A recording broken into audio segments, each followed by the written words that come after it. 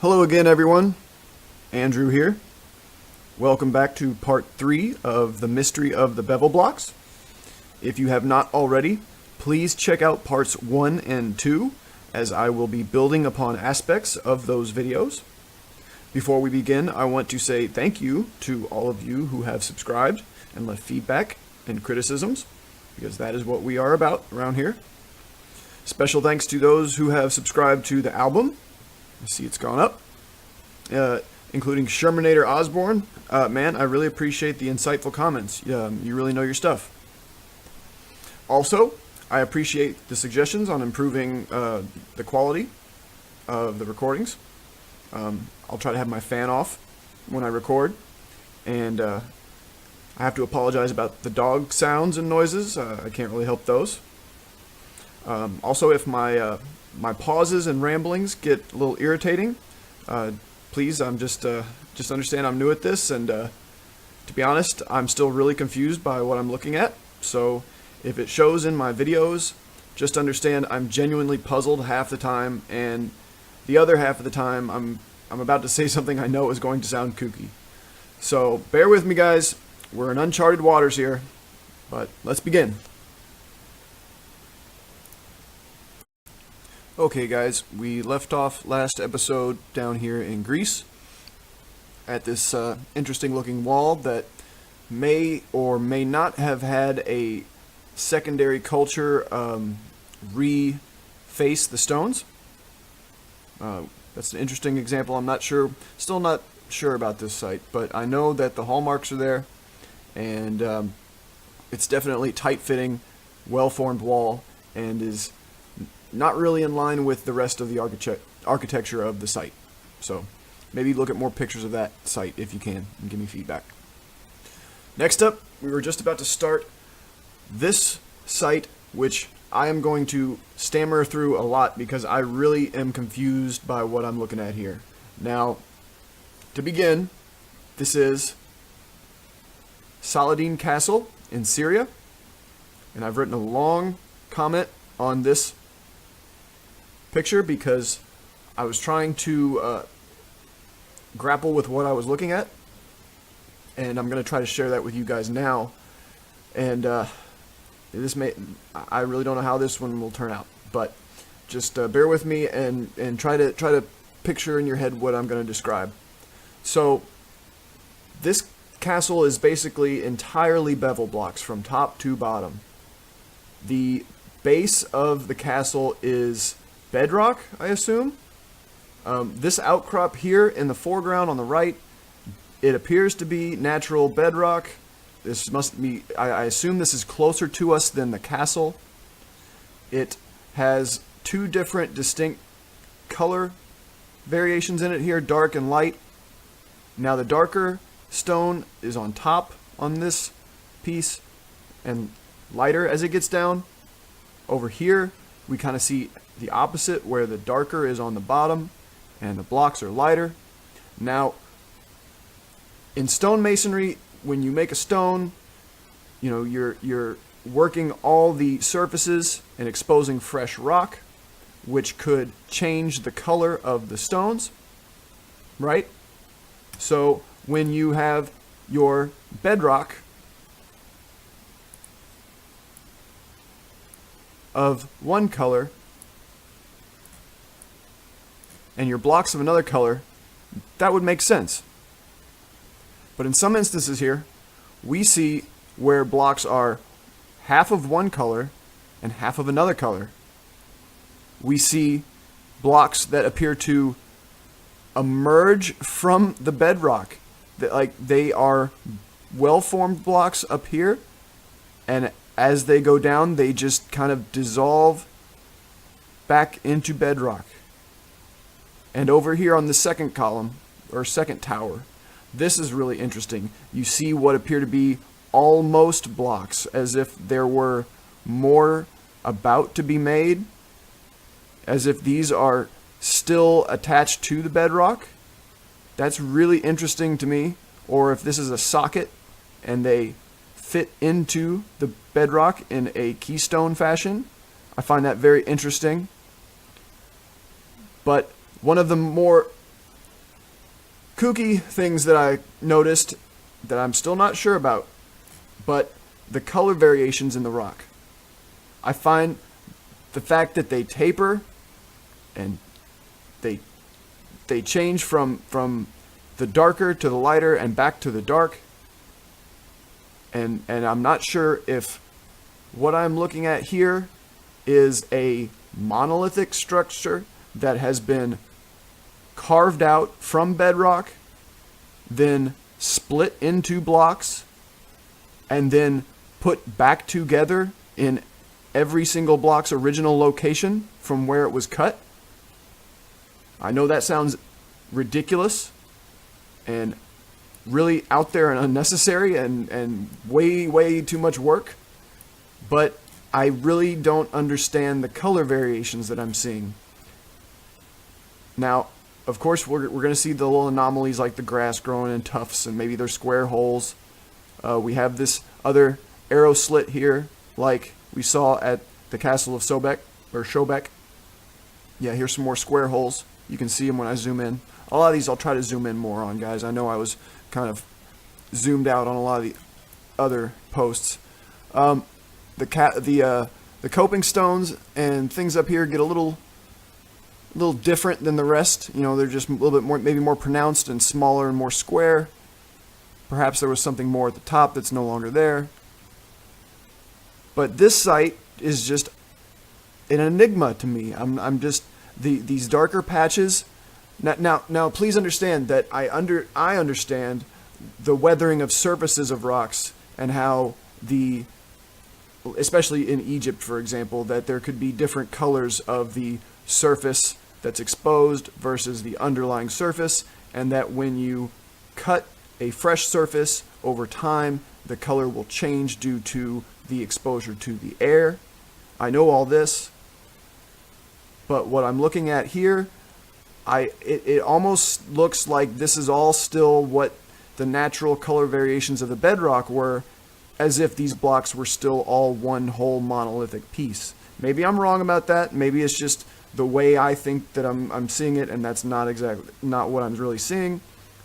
But to me, that's kind of what it looks like a sandcastle, like someone formed the whole structure, and then once it was a monolith, they just split it all into blocks and put them all right back where they cut them from, which would mean they would have to number every single one of the upper blocks and have them prepared to go back after they've replaced all the lower blocks. Now, this turret over here on the right seems to be a little different than the other ones. It has a defined line where the blocks start and the bedrock ends. And from there, it seems to be a finely dressed surface and not the bevel blocks. But then you see the bevel blocks starting to continue back up at the top, which is, again, an inversion of what I said earlier. So we have to keep these possibilities open. But just a very strange site. This is just the outside of it. There's some really impressive pictures of this on the internet. I definitely recommend looking this one up. Next, we're going to go to the inside, and things are going to get a little weirder and maybe a little bit harder to identify, but I'll do my best. Here we go. Okay, everyone, this is the inside of one portion of the castle. I'm assuming this is still original construction, just like the exterior. Now, let's start looking for hallmarks. We see square holes. We see a lot of them at corners. Now, the arches, again, these have a little bit more of a point to them, but for the most part, they're a nice, big, wide, chunky arch, which is pretty much the standard. And even the larger one, it's almost like a fractal version, right? A little bit, just a magnitude larger. So that's interesting. I find the way that they managed to do the corner here really fascinating, especially up at the top.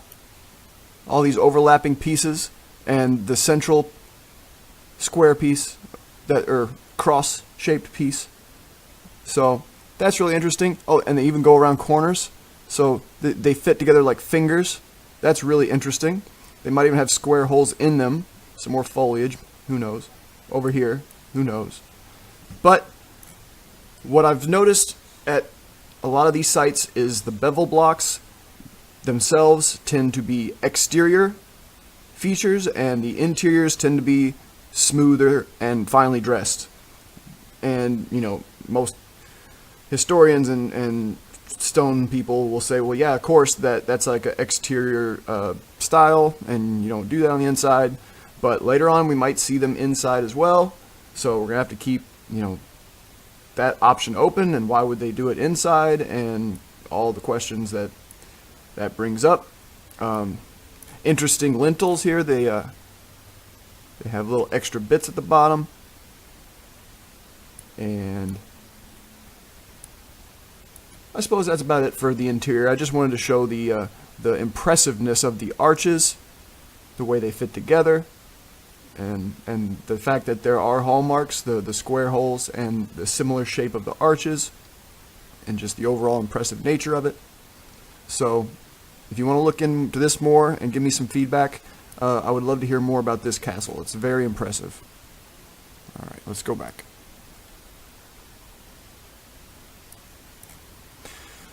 Now, next, this site has a few pictures and a lot of things to explain in it. So this is in Greece, Messini, the Arcadian Gate. Now, right away, you should be able to see that we have nub blocks on a border row, and then we have bevel blocks below as a foundation, really big, hefty, chunky foundation. Perhaps that's a square hole, I don't even know. That'd be a pretty big one. Definitely some little ones. And these upper blocks, this might be a unique, I guess you would call this a surface treatment. Just the way they didn't have to leave it this way. They could do all kinds of different things with these blocks, and these appear to be originally laid. So I'm not sure what to think about this texturing, which is the only thing I can describe it as. A surface treatment or a texturing. I could see it being done with picks vertically, but you couldn't get really good high resolution zoomed in photos to see the actual marks. Of course, you'd have to go there yourself. So I'm really confused by this upper element. This is pretty unique to any of the sites. That I don't see this showing up anywhere else. So that's very interesting. Now, this is the wall that's around the gate. You should clearly be able to see the bevel block tower in the background. Some of these, the bevels might be really fine and small, but definitely we have nub blocks. This, I believe this is the border row from earlier that continues. And really interesting wall. It might even have polygonal elements at points, but you can clearly see the later brick additions and repairs, and maybe reutilizations of some of these stones that were up there and down here that were up there where this part is collapsed. The columns, I really don't know what to think about certain columns. Some columns have square indentations in them in random places. So some of these one-piece columns, and even maybe some segmented columns later, we're going to see that may get kind of controversial because they're classically attributed to the Greeks and the Romans, and the capitals, the Doric, the Ionic, and the Corinthian. All those are, you know, classical Greek designs, and we're going to start seeing some of that stuff in association with some of the anomalies, and we're going to have to start asking some questions. So just be ready for that pretty soon, especially in, I believe, nope, the picture after this we'll see it, but in this picture, the other side of the gate, we have nub blocks. The border row has nubs. The surface treatment continues on the outside up here. This block, very large. I assume this maybe was a lintel or a flanking stone. Obviously part of the gate. Nub block there. This is a very large nub block. I think this is a piece of cornice. This upper part may be reconstructed. I think I have another picture above before. Yes, this picture without, it's been cleaned up. All the foliage has been removed, so you can see more bevel or more nub blocks. These might be bevel blocks. If it is, that's really fine, but these are large blocks with nubs. And I like to use the terms knobs and nubs to differentiate, because I don't believe anybody else does that. And I think they are distinct. You have the large square nubs, and then you'll have some smaller and more oval and maybe organically shaped, not as geometrically shaped, but sometimes geometrically shaped nubs. So knobs and nubs. Let's start using those terms because no one else really differentiates, and I think that's an important thing to differentiate. So I find all this over here in the background interesting. Like, what the heck happened to this place? This whole other half seems to just have been blown off. Cataclysm, maybe? Destruction? I don't know. But that's a lot of the upper structure that is missing, and it doesn't appear to have been recycled. Maybe this part was done as like a tribute or just to keep the gate functional. But obviously this is a hodgepodge of different things. So, let's see. I was hoping to have a picture of the tower. Aha. Here it is. This is fascinating. Look at the coping stones on top. That's very unique. These little pyramid shape, faceted shape top pieces. Trapezoidal door. This is still the same place. Messini, Greece. Trapezoidal door. I believe this is a trapezoidal window. Now look at the separation. Cataclysm, maybe. The missing upper portions here. I don't know if that tree is growing in the top or not. It might be. So this was that tower that I mentioned earlier. Very interesting, right? The similarities with the trapezoidal elements of the other sites, and this big rift in the structure. So, yeah. Now we'll move on. And staying in Greece, but an even more impressive location, I think. This is the supposed tomb of Alexander the Great in Amphipolis, Greece. This is recently uncovered, the lower portion anyway. It's a giant mound structure, but when I saw these photos, I knew exactly what they were, and I had to include them. Now, you'll see in other pictures, I believe, better quality of the bottom row, but this whole lower row is nub blocks. Now, these bevels are very precise and formal. Everything is very formal.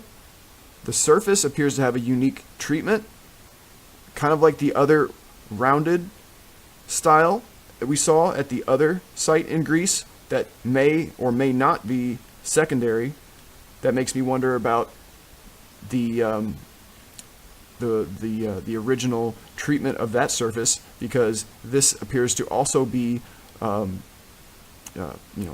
pockmarked surface, or it looks to have been hit with stone pounders, but this appears to be a deliberate surface treatment. They wanted it to have this texture. So that's very interesting. Very deep underground. I believe this is the height of a person, so about 2 people deep. And the upper structure seems to be really eroded. This almost seems counterintuitive to what we would think. The structure at the bottom, or the exterior, would be more eroded than maybe the inner portions, but what I'm assuming is the original ground level was up to these more eroded blocks, and they were the ones exposed, while this entire lower structure must have been covered recently after its construction in relative terms, so that no weathering could occur on this portion and only on the upper portions? Or were there more bevel blocks on the exterior of this structure that go up? I haven't seen many blocks lying around of this structure. They all appear to be in this circle. Now, this is an interesting portion of it. The coping stone along the top. It has a faceted pyramid-like, almost Oriental or Asian style, doesn't it? It really looks. It's very unique, and it's something that I'm not really familiar with in Greece. So this is very interesting element, and the reason, the necessity for it. It appears this part has a little lip and it comes out as a little, as it almost becomes a cornice. So that's interesting. Again, very formal rows. Big, small, big. And I'm not sure if these are all the same length and dimension, but they appear to be pretty close. So this is a pretty uniform construction. Here you go. Here, now you can see the nub, and there's more nubs that go along and around, and the bevels. Now in this picture, this is still mostly earth, so I don't know where or if there were more masonry above. But here you can see the people versus the depth, the current ground level. This is really deep. So it's very interesting that this is in such a good condition and so deep. Again, how deep it is and what they've carved away so far. It's still just pretty much earth, and you see some blocks here. This looks pretty ruinous, so I'm not sure about the attribution, but down below there's some really high quality stones, and they're really well fitted. And here is an overview so you can get a good idea of the scale of this place. And I believe this is a more cleaned up version, and there's an entrance. You'll have to look up more photos if you want to see the inside. There's not many photos of the inside. There are a few right at the entrance that show the little double lion motif. Again, not sure who to attribute that to, but or the statue on top, and I believe it's been repaired, and there is either a repaired or replica there today. So you'll have to look more into this site if you're interested. We'll stop for a minute. This one's going to require some time. Okay, now we are back in Jerusalem, and we're going to spend a little bit of time here and then probably wrap it up after that. So this is David's Tower, and you can read my comment where I say some of the vegetation growing out of the angled lower wall may be growing in square holes.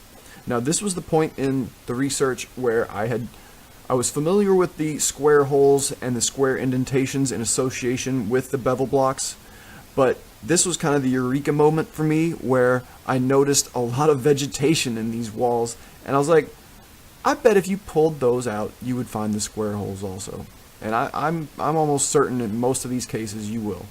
So, just for comparison here, you can see the lower wall is modern. It all has mortar, it's rough, and then a nice soft limestone with mortar, and then their modern rail. So then the stark difference, these are finely dressed bevel blocks in nice, almost uniform. I believe that might even be, these might be uniform, and then up here it kind of gets weird, right? It gets they get smaller and more square, and this happens again up here above this wall. I'm not sure about this wall.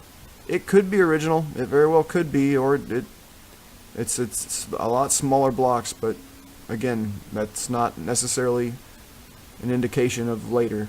So again, up in this upper wall that gets really chunky and more polygonal and puffy, and more instances of square holes and square indentations. You see in the middle here where you see small filler stones, and you assume this is a repair, but if you look very close, one of them is a bevel block. And here, let's zoom in on that. I want to see that myself. This is my first time actually getting a close look at it. So some of those maybe repairs stuck in. Maybe that's mortar. But this is very interesting. This is a tiny bevel block.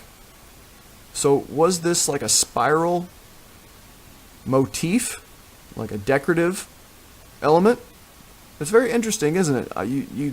It's a very tiny one. Maybe it was found on the ground and then set back in. That's also a possibility. We can't rule that out. But there are other instances of these little guys too. So makes you wonder.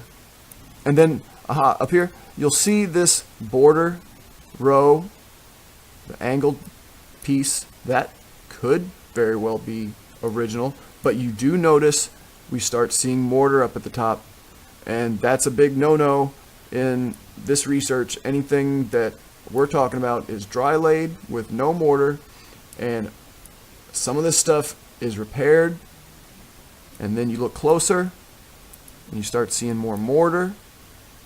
And I'm not sure if this is just a treatment on the surface. It could very well be. Or if this is an entirely rebuilt structure, that very well could be. You see on the side of the structure there's some really big protruding pieces. Kind of random. Some square holes. So I'm not too sure about some of this, at least. And you see small bevel blocks, and this arrow slit, which is the only thing I know to call these things, because that's historically what I've always been told. I'm not sure if that's original or secondary. But again, you have this kind of like stair-step window motif. You'll see that like we saw at Baalbek in the beginning, the staggered windows. The upper windows are usually staggered, or maybe a triple motif. It's interesting. This might even be a repurposed window, or conversely, this might have been an arrow slit. So a lot to think about in Jerusalem, because the many times it's been conquered and rebuilt and repopulated. But you do see other hallmarks that have appeared at other sites, like those little upper elements, like we saw at the Castle of Schobek and other places. So that's interesting. So this may either be a repaired original structure, an original structure, top to bottom, except of course the foreground, or it could be entirely redesigned from rubble, which maybe could be for the upper parts. I'm not so sure about the lower parts. That looks pretty, that looks pretty dry laid. I don't see many. I see some instances of repair maybe, but for the most part, like maybe up here, I'm not sure though. Those could be bevel blocks. So, but these definitely are. So, we're going to look at some more pictures of Jerusalem and other areas. Okay, Jerusalem again, David's Tower again, just another portion of it.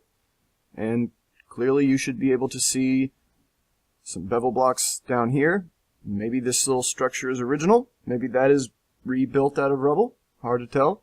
Some big pieces here. This is bedrock, I assume. And you'll see more bevel blocks up here. We're going to start zooming in and looking at details. Now, I can't really tell from these pictures if there's mortar. There could be. But we do notice that, like in other sites, and more sites in the future, we will see that the bevel blocks seem to taper into finely dressed stones at the top. So keep that in mind. And also, you should be noticing all the little tufts of grass throughout this wall. So if this is indeed an original construction, then more than likely at several corners of blocks, and perhaps in the center of others, we're probably going to see a lot of square holes. Now, I find this tower in the back interesting, right? So this is a now stylistically, who are we traditionally attribute this style to? I'm not sure. Like these pieces do seem to echo the smaller pieces we pointed out from the Castle of Schobek and the other side of David's Tower. They're just much larger. And again, are these like arrow slits? And inside, is this traditional defensive tower architecture? Is what I'm asking, I guess. I'm not saying it isn't. I'm more than likely going to have to say yes that it is, because for the function, it seems that's what it was used for by historical people. So it just seems crude to me for the level of the constructions. But again, let's think about what some people do today, and I don't know. It's fascinating to try to decipher some of these sites, because I've been told one thing, and when I start seeing all these connections, I ask questions, and they don't seem to have any answers. So this might be an arrow slit that was bricked up. That's interesting. If they needed more room, and they didn't want that one there. So this may be an original structure, just modified It is kind of strange the way the bevel blocks tend to disappear and then reappear in random areas in certain structures. This portion here appears to be completely devoid of bevel blocks unless they're finely dressed. And this top piece, though, is indicative of some of the other sites. The top portion has a square hole central that they use as a cap for the entire arrow slit. You know, I want to believe that that's a hallmark, but other instances, I'm not sure if I'm seeing that. So that is interesting, though, and it might appear up here too. See these notched pieces, just a little bit though, right? On each one, it would be a square hole to that block, 2 blocks, and then another one maybe that is just flat or has a corresponding square hole on the bottom. Just interesting the way these fit together. And what came first, the idea to put the block there, or the building of the structure and then cutting the hole? It's interesting to ponder, especially this upper tower, the style of it, and I'm sure there's a lot of things holding it together right now, so we have to picture it without the reinforcements. But this is an interesting tower if it is original. So, pretty standard upper elements of castles, square, I think ramparts and what have you. But this part over here is kind of interesting. This is, I believe, kind of indicative of what we were seeing at Baalbek. Some of these tall, just coping pieces, like are these 1 stone wide? It's just at that point, what is it? Decorative? I'm not even sure. So no one could be walking across this like a rampart, but unless there were scaffolding and things like that. But just an interesting aside, the stair step at the top on this one seems to be a little different than the other areas. So we'll move on to other parts of Jerusalem before we close up. This one's interesting. The Ophel and Hulda gates. I hope I said that right. These, I want to say, are completely rebuilt because it looks very hodgepodge. But then again, I see hallmarks and very strange cuts in stones to create certain features. Square holes, foliage, and then the bricked up arches. I have to assume that if this was indeed an original structure, that the arches were open. I have to assume that. So these blocks more than likely had to have come from some other portion of the structure, perhaps a demolished or damaged portion. Obviously, for defending this site, it might have been necessary to block these up. So I have to assume that this portion is secondary, but they are utilizing the original construction blocks, like Legos. So that's interesting to think about. Same with the bevel again here, or the faceted, we'll call that the faceted border stone, border row. It seems like it disappears, but that's probably from age, maybe damage. But it's just interesting how there's also square holes that are around it, especially above the arches. That's a weird position for them. Very, very interesting, especially over here. This looks definitely reconstructed, and who knows, maybe that's what they're working on right now, It makes you wonder, especially the color differences. So, mortar definitely is a no-no at these sites. I don't want to be seeing mortar because mortar implies a secondary inferior construction. The people who built these structures, I propose, didn't need to put some mud in between their blocks. If they wanted a block a certain shape, it was going to be that shape. So I think that's about all for Jerusalem. We might be going into this one we should probably talk about before we close up. This is the south wall. Now, immediately you should be impressed by the size. You might think that it looks a little bit like the Osirion at Abydos in Egypt. I think it does. The way these openings are. Some very serious foundation for some structure, maybe. If you're going to put these blocks somewhere, it's either for a very important ceremonial structure or for a very, very large, heavy structure, right? Because these are huge. And the bevels, while rough, like the polygonal wall at Athens, they still have very precise dimensions. So, let's see if we can see anything interesting. These pieces, very interesting, right? These top pieces, they seem to correspond with this upper element. So, I'm assuming this is the original construction. Now also, you can see the square holes, and maybe some other square holes. The upper part appears to be obliterated, right? I don't see where any of these blocks are. Maybe they were recycled for other structures. The floor, the floor tiles are very interesting. You can see maybe where one of them hit the ground. Only something that size would make that damage. Let's think about that. This is interesting. A little nub in the stair. That's interesting. Right? So we start seeing these hallmarks in strange places, but we can kind of piece the structures back together in some instances. This all looks like an original foundation, whereas maybe some of those other examples could have been completely rebuilt walls like Legos. But you know, some of these obvious dry laid, you know, really precision placed stones, these guys are the originals. So to recap real quick, there could be legacies and copying of the older style.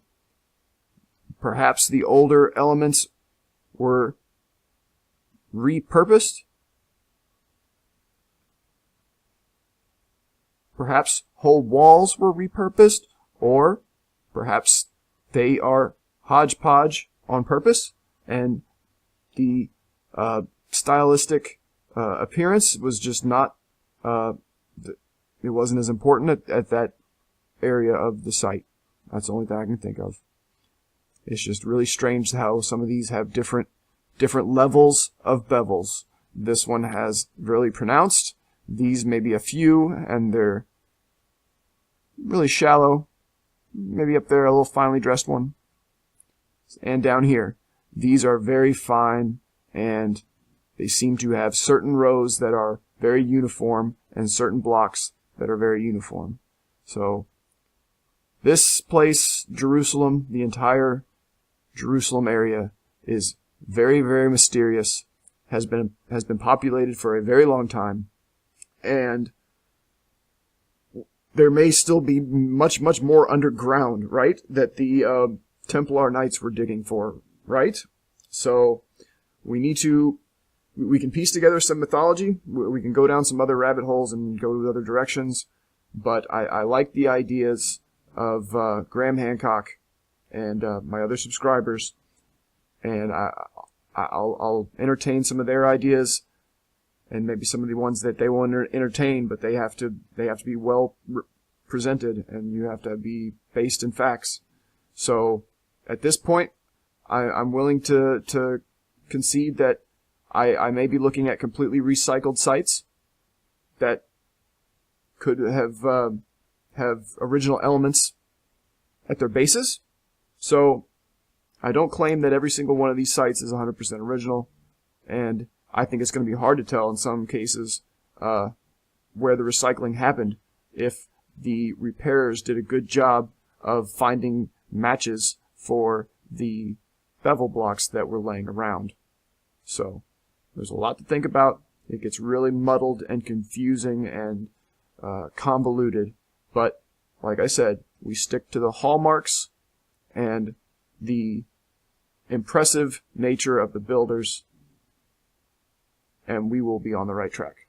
So we're going to finish it up here because my dog won't stop snoring. And I might do part 4 a little later this morning. So appreciate you guys hanging out with me this morning, and we'll talk to you later. Bye, guys.